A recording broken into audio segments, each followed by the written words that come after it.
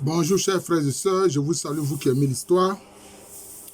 Nous allons poursuivre la série de vidéos sur l'ouvrage de Zbigniew Brzezinski, Le Grand Échiquier, dont le sous-titre est L'Amérique et le reste du monde. Alors nous avons vu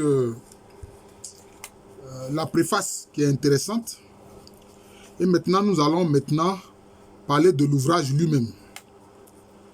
D'abord, dans l'introduction, est intitulée « La politique d'une superpuissance ».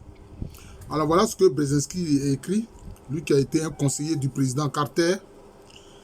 Depuis que les relations internationales ont commencé à s'étendre à l'échelle de la planète tout entière, pendant environ 500 ans, le continent eurasien a constitué le foyer de la puissance mondiale. Eurasien parce que lui, il met ensemble l'Asie et l'Europe. Voilà, et le continent européen. Pour lui, ça forme un tout. Dans le fond, il n'a pas totalement tort. Les peuples de la région et surtout ceux d'Europe de l'Ouest ont pris pied sur tous les rivages du globe et y ont assis leur domination, ce qui est vrai, avec notamment leur impérialisme et leur colonisation. Selon des modalités différentes et à des époques différentes, cette expansion a conféré aux divers États d'Eurasie le statut privilégié qui accompagne la prééminence internationale. Je vais parler de quel pays? De l'Angleterre, de la France, de l'Allemagne, de la Belgique, de la Hollande, c'est-à-dire de la Hollande, du Portugal, de l'Espagne. Ce sont ces pays-là qui sont lancés dans l'aventure coloniale. Dans la première décennie du XXe siècle, un glissement tectonique s'est produit. Bon, la tectonique, c'est lié au mouvement de la Terre. Bon. C'est en fait une image qu'il utilise ici. S'est produit dans les affaires du monde. Pour la première fois, une puissance extérieure au continent s'est non seulement élevée au rang d'arbitre des relations entre les États d'Eurasie, mais aussi de puissance globale dominante. La défaite et la chute de l'Union soviétique ont parachevé l'ascension rapide des États-Unis comme seule et de fait première puissance mondiale réelle. Le continent eurasien, pour autant, n'a rien perdu de son importance géopolitique. Une grande partie de la puissance économique et politique de la planète est encore concentrée sur la périphérie occidentale. En Europe, notamment en Europe, voilà. À l'autre extrémité, l'Asie est devenue en peu de temps un foyer dynamique de croissance économique, de plus en plus influent politiquement. Sans doute, il parle du Japon, de la Chine, etc. De la Corée du Sud notamment. Quelle attitude les États-Unis, désormais engagés à l'échelle du monde, doivent-ils adopter vis-à-vis des affaires complexes de l'Eurasie? Comment en particulier prévenir l'émergence d'une puissance eurasienne dominante qui viendrait s'opposer à eux? Quels sont aujourd'hui les problèmes essentiels qui s'opposent aux États-Unis? Ils veulent conserver leur primauté sur le monde. Ah oui, mais c'est ça. C'est ce qu'on voit aujourd'hui. Voilà. Seulement, les États-Unis constatent qu'aujourd'hui, il y a d'autres puissances qui lui tiennent tête. Notamment, principalement la Russie et la Chine. Voilà. Qui s'opposent à son hégémonie globale. La maîtrise des nouveaux instruments de pouvoir, la technologie, les communications, l'information, aussi bien que le commerce et les finances est indispensable. Bon, mais il a oublié de parler de l'aspect militaire aussi. Voilà. Pour autant, la politique étrangère des États-Unis doit aujourd'hui encore prendre en compte la dimension géopolitique et utiliser toute son influence en Eurasie pour créer un équilibre durable sur le continent et y jouer un rôle politique d'arbitre. L'Eurasie reste l'échiquier sur lequel se déroule la lutte pour la primauté mondiale. Ah oui, ah oui. Parce que les États-Unis, encore aujourd'hui, sont confrontés à la Russie et à la Chine, qui ne lui ont rien fait. Mais pourtant, des hommes politiques américains ont déclaré que leur ennemi, c'est la Russie, que leur ennemi, c'est la Chine. Alors qu'ils doivent de l'argent aux Chinois. Ils sont endettés auprès des Chinois.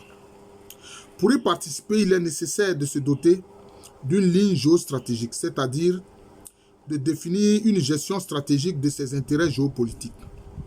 dans un passé récent, en 1940, deux candidats à la suprématie mondiale, Adolf Hitler et Joseph Staline, se sont entendus lors des négociations secrètes qui ont eu lieu en novembre de cette année-là pour exclure l'Amérique de l'Eurasie. En fait, c'était quand ils se sont entendus pour s'emparer notamment de la Pologne, pour se partager la Pologne. C'est ça en fait. Tous deux avaient compris que la pénétration de la puissance américaine en Eurasie mettrait fin à leur espoir de domination.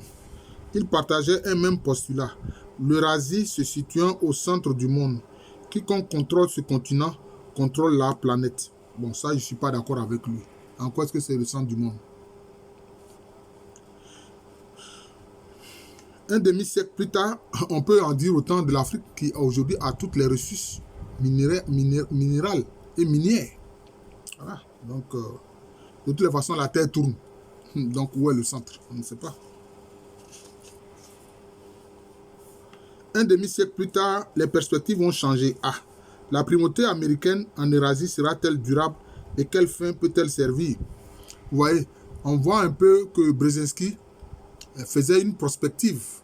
Voilà, une prospective. Et apparemment, les faits aujourd'hui lui donnent raison. La politique américaine doit viser des objectifs généreux et visionnaires. Or, ce n'est pas généreux, malheureusement, c'est impérialiste. Elle doit favoriser les liens nécessaires à une vraie coopération mondiale en accord avec les tendances à long terme et les intérêts fondamentaux de l'humanité. Or, ce n'est pas ce qui se passe.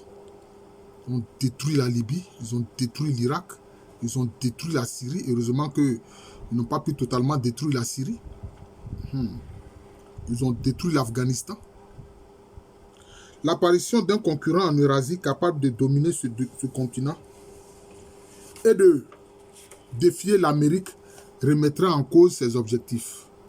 Le but de ce livre est donc de formuler une politique géostratégique cohérente pour l'Amérique sur le continent eurasien. Voilà. Donc pour lui, il dit bien qu'il veut faire des propositions géostratégiques au gouvernement américain pour que l'influence du gouvernement américain soit encore très grande en Europe. Parce que il ne faut pas oublier que après la Seconde Guerre mondiale, bon, l'ex-Union soviétique et puis l'Amérique ont occupé des portions des terres de l'Allemagne. Ils se sont partagés la ville de Berlin et puis ils se sont partagés l'Allemagne, en créant deux républiques, RFA du côté américain, RDA du côté soviétique. Voilà que les Allemands se sont retrouvés donc divisés. Mais 89-90, bon, il y a eu une réunification. Alors donc pour lui, il dit que si les gens arrivent à contrôler ce qu'il appelle le continent eurasien, mais en fait, ils pensent plus à ce qu'on appelle l'Europe de l'Ouest. Voilà. Ils pensent plus à ce qu'on appelle l'Europe de l'Ouest. Voilà, donc c'est un peu ça. Donc ça, c'est l'introduction qu'il présentait. Et il espérait que la politique américaine serait une politique généreuse vis-à-vis de toute l'humanité. Malheureusement, ce n'est pas ce à quoi on assiste. Quand moi j'ai entendu Madame Clinton, Hillary Clinton dire « Nous sommes partis en Libye, nous avons tiré et il est mort. » Oui, parlant de la mort du guide de la Jamaïria, Kadhafi. Voilà. Tout ce qu'on avait dit, c'était faux. Hein? C'était faux. Et puis, concernant, quand ils ont décidé d'attaquer la Libye, le président alors du Niger avait dit, s'il vous plaît, ne détruisez pas la Libye. Ne détruisez pas la Libye, s'il vous plaît. Parce que il savait que si la Libye était détruite, mais tous les pays du Sahel seraient en danger, livrés au terrorisme de ce qu'on appelle les djihadistes. Mais qu'est-ce que Obama a dit? Il dit, you will finish the job. Nous allons finir le travail. Mais est-ce qu'ils ont vraiment fini le travail? Voilà qu'aujourd'hui, différentes puissances ont leurs morceaux de Libye. Hein? Leur prétendue communauté internationale autoproclamée soutient le gouvernement qui est à Tripoli, mais le général Haftar contrôle d'autres régions. Et puis maintenant, il y a les armées américaines là-bas, il y a les armées européennes là-bas, il y a l'armée turque là-bas, il y a l'armée russe là-bas. Voilà ce que la Libye est devenue. Un chaos. Un chaos. Mais il y a un auteur qui disait que c'était aussi une stratégie qu'ils ont appelée la schismogénèse, c'est-à-dire le fait d'affaiblir les États. Oui. Donc, la vision, je peux dire généreuse, que Brzezinski a par rapport à la superpuissance américaine, qui doit vraiment mener une politique de générosité vis-à-vis de l'humanité, comme il a dit, ce n'est pas ce à quoi on assiste. C'est plutôt à cette schismogénèse, c'est-à-dire fragiliser les États. Fragiliser les États. L'État irakien est fragilisé. L'État syrien est fragilisé. L'État libyen est détruit. On a vu pour le cas du Soudan, 2 États au Soudan. Ils ont tenté cela dernièrement en Éthiopie, en poussant les gens du Tigré à créer un État. Mais ça a échoué. Ça a échoué pourquoi? Parce que les Chinois surtout et les Russes sont intervenus. Et ils ont aidé le gouvernement d'Abiy Ahmed pour empêcher cela. Puisque les Chinois ont tellement investi en Éthiopie qu'ils ne voulaient pas que les investissements soient perdus. Donc ils sont intervenus vigoureusement. Vous voyez? Donc cette schismogénèse, cette politique de vouloir fragiliser les États, là, c'est à quoi on assiste. Et on a vu l'OTAN se réunir et décider qu'il fallait que le Mali soit scindé en 2. Un Mali du Nord et puis un Mali du Sud. Parce que le Mali, ils estiment que le Mali est trop grand pour les Maliens. Vous voyez? Créer une fausse république à Zawad. Bon, donc vous voyez, voilà la situation. Fragiliser les États. Et tous les États là sont fragilisés par le terrorisme qu'on appelle le terrorisme djihadiste, alors que ceux-là, ce ne sont même pas des musulmans. Ce ne sont même pas des musulmans. Mais ce sont des groupes de bandits. Vous voyez, qui entrent dans cette schismogénèse occidentale. Alors, donc, il parle aussi dans ce chapitre-là, qu'il a appelé, que Brzezinski a appelé une hégémonie d'un type nouveau. Bon. Est-ce que l'hégémonie, ça change? C'est toujours la volonté de dominer. On a vu des puissances hégémoniques depuis l'origine de l'humanité. Mais la suprématie des États-Unis aujourd'hui se distingue en toutes par la rapidité avec laquelle elle est apparue, par son envergure planétaire et les modalités qu'elle revêt. Il aura fallu moins d'un siècle aux États-Unis, dont le rayonnement était jusqu'alors cantonné à l'hémisphère occidental, pour se transformer sous l'influence de la dynamique des relations internationales en une puissance dont le poids et la capacité d'intervention sont sans précédent. Une ascension rapide vers la suprématie mondiale. En 1898, pour la première fois de leur histoire, les États-Unis se lancent dans une intervention militaire extérieure. C'est la guerre hispano-américaine, entreprise de conquête au cours de laquelle ils déploient leurs forces non loin dans le Pacifique, au-delà même de Hawaï, jusqu'aux Philippines. Au tournant du siècle, les stratèges tentent de mettre sur pied une doctrine visant à la suprématie navale sur les 2 océans. Et la marine américaine a commencé à remettre en cause la domination britannique sur les mers. Le pays revendique un statut particulier, celui de seul garant de la sécurité dans l'ensemble de l'hémisphère occidental, dans la continuité de la doctrine Monroe et de la notion de destinée manifeste. La doctrine Monroe qui dit l'Amérique aux Américains, mais sous la houlette et la domination des États-Unis. La destinée manifeste, ça c'est ce qu'ils disent. Voilà. Comme si Dieu les a destinés à dominer le monde. La construction du canal de Panama, en favorisant la maîtrise navale du Pacifique et de l'Atlantique, justifie également cette prétention. Or, qu'est-ce qui va se passer? À cause du canal de Panama, on a vu leur mainmise sur le Panama. Ils ont arrêté un président du Panama comme un bandit en l'accusant d'être trafiquant de drogue, alors qu'il a collaboré avec la CIA. Et puis, ils l'ont envoyé en prison aux États-Unis. J'oublie son nom, ce président-là. D'ailleurs, pour l'insulter, les médias américains l'appelaient face d'ananas. Voilà, parce qu'il avait un peu des trous dans le visage. Le développement rapide du pays nourrit ses ambitions géopolitiques de plus en plus grande. Lorsque la Première Guerre mondiale éclate, son économie en pleine expansion représente 33% du produit national mondial, du produit national brut mondial. L'Amérique a déjà servi à la Grande-Bretagne ravi à la Grande-Bretagne sa place de première puissance industrielle. Ce dynamisme économique exceptionnel est encouragé par une culture qui favorise l'innovation et l'expérimentation. Effectivement, les États-Unis ont profité de la Première Guerre mondiale et de la Deuxième Guerre mondiale. Voilà, parce que les puissances européennes vont être ruinées. L'Allemagne ruinée, l'Angleterre ruinée, la France ruinée. Tous les pays de l'Europe occidentale seront ruinés. Et on va voir par le plan Marshall comment est-ce que l'Amérique va devenir leur bailleur de fonds. Voilà. Comme on dit, la main qui donne au-dessus de la main qui reçoit. Voilà. C'est cela.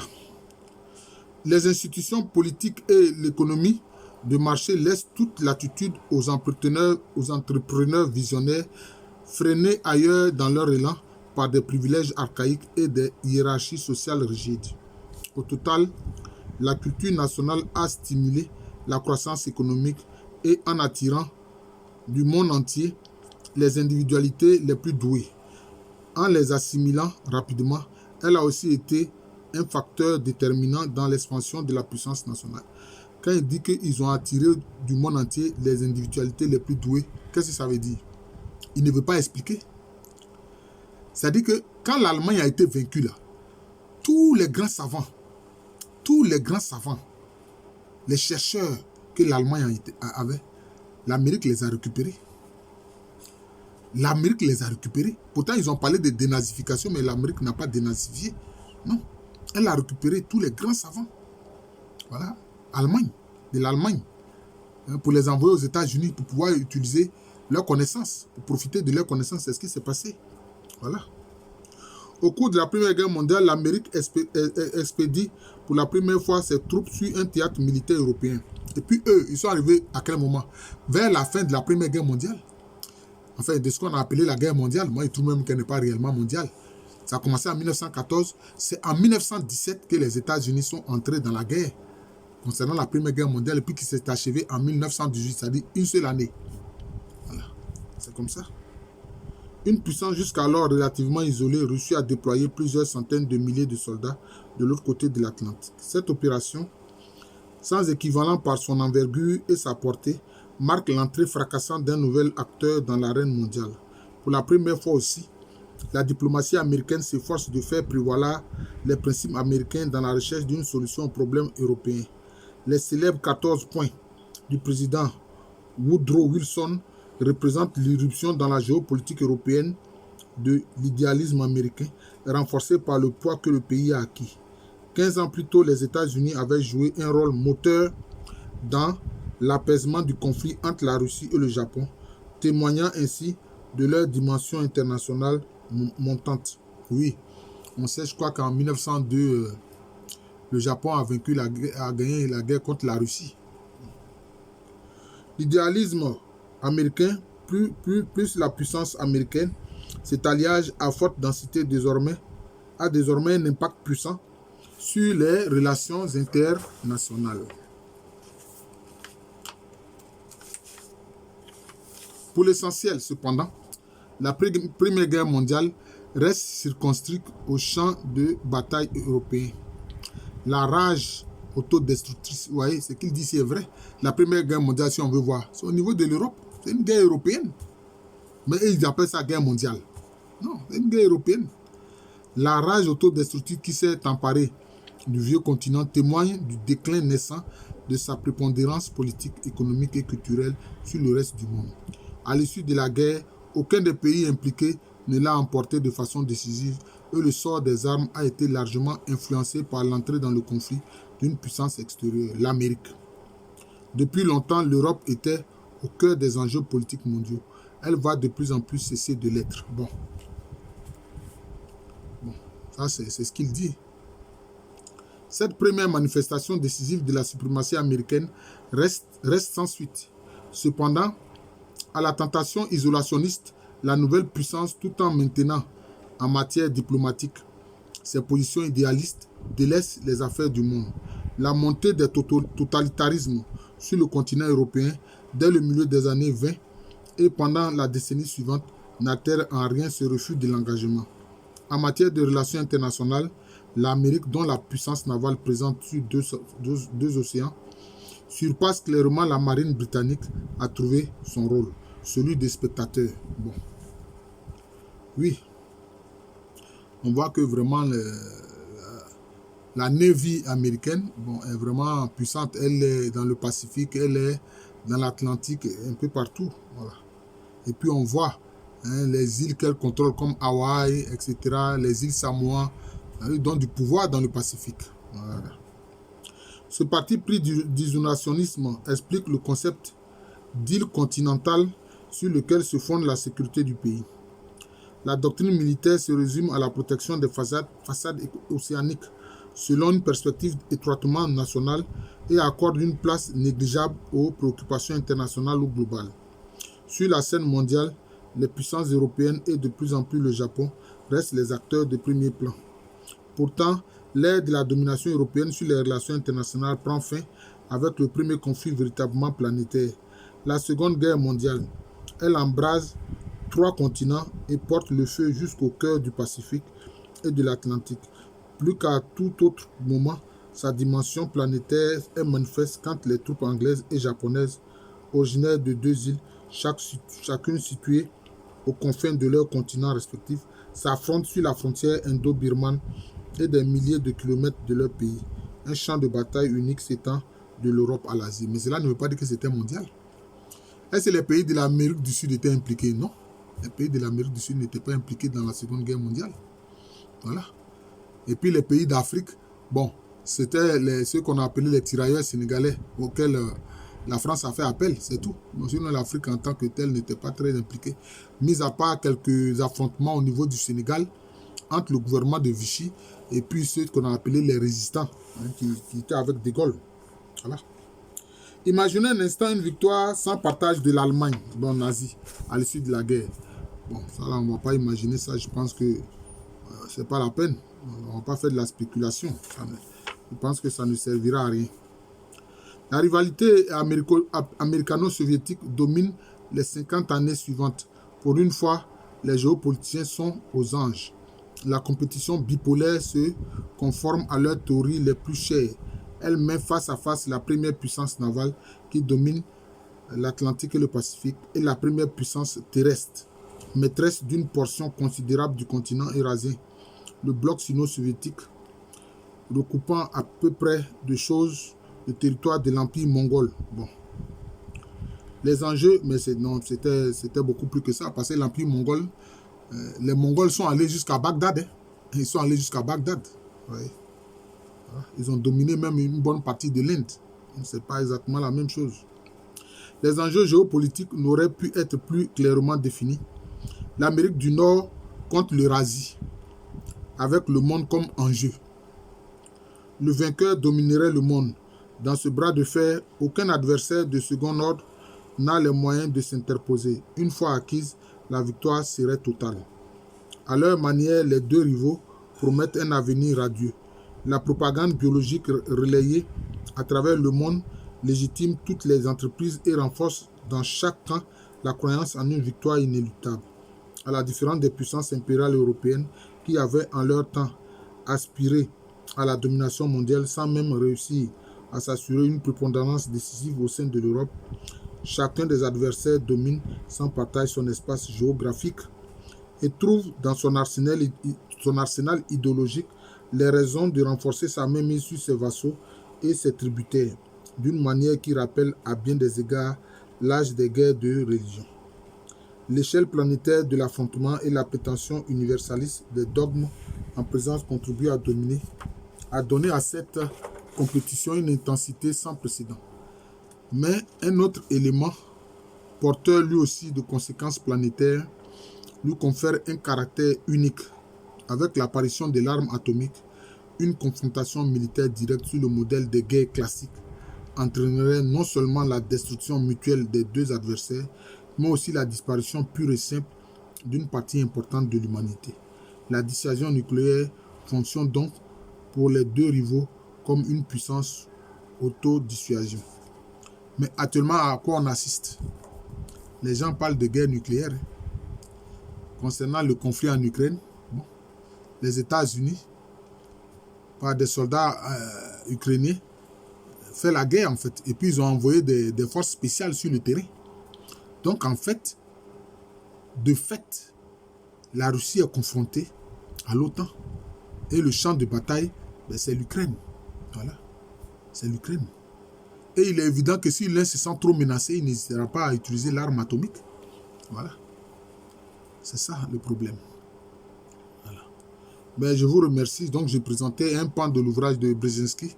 Hein, le grand échiquier. Voilà, le grand échiquier. Voilà, c'est le titre de l'ouvrage. Le grand échiquier. Voilà. Voilà. Est-ce que vraiment aujourd'hui, hein, l'arme nucléaire est une dissuasion? Est-ce que c'est vraiment une dissuasion? Parce que là aussi, les Russes n'ont pas manqué de dire hein, présentement que s'ils sentent que leur survie est menacée, ils n'hésiteront pas à utiliser l'arme nucléaire. Voilà. Je vous remercie, je suis le professeur Alou Kwame René. Je présentais donc un aspect de l'ouvrage de Brzezinski, le grand échiquier. Voilà. Je vous souhaite une bonne journée. Aujourd'hui, c'est le 1er mai. Bon. On dit qu'on célèbre, c'est la fête du travail. Mais je pense que les travailleurs ont beaucoup perdu. Partout dans le monde, les travailleurs ont beaucoup perdu. Leur pouvoir d'achat a beaucoup baissé. Et puis la question des retraites commence à poser problème dans plusieurs pays. C'est comme si on ne peut plus faire face aux retraites. On veut que les gens travaillent beaucoup plus longtemps. Je vous remercie. Je vous souhaite une bonne fête du travail et une bonne journée.